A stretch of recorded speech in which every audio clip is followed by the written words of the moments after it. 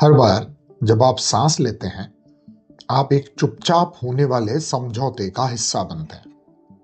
आप वो सांस लेते हैं जो पेड़ आपको देते हैं, और पेड़ वो लेते हैं जो आप छोड़ते हैं। लेकिन सबसे हैरान करने वाली बात यह है कि अगर यह अदृश्य साझेदारी ना हो, तो पृथ्वी पर मानव जीवन कुछ ही मिनटों में खत्म हो सकता है।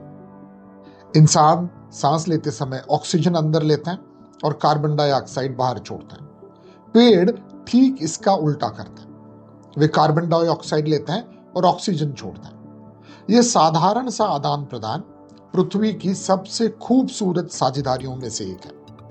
न कोई कागज, न कोई समझौता, सिर्फ संतुलन।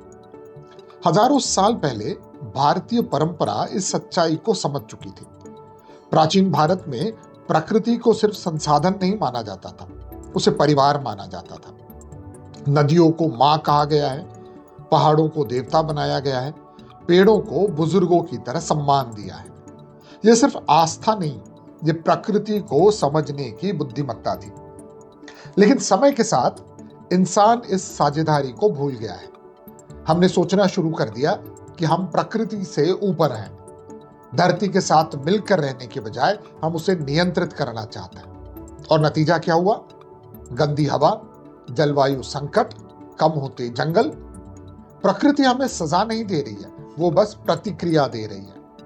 अगर पेड़ बोल सकते तो वे शायद इतना ही कहते, जितनी जरूरत हो उतना ही लो, और जितना हो सकता है उतना वापस करो।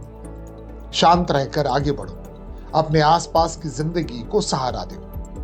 प्रकृति संयोग से फलती फूलती है, ना कि दबाव से। तो अगली बार जब आप सांस लें, एक अद्भुत बात याद रखें, कहीं ना कहीं कोई पेड़ आपके साथ सांस ले रहा है। मानव जीवन प्रकृति से अलग नहीं है। हम सब एक ही जीवित प्रणाली का हिस्सा हैं। और जब हम प्रकृति की रक्षा करते हैं, तो हम असल में अपनी ही रक्षा करते हैं। अगली बार फिर मिलेंगे।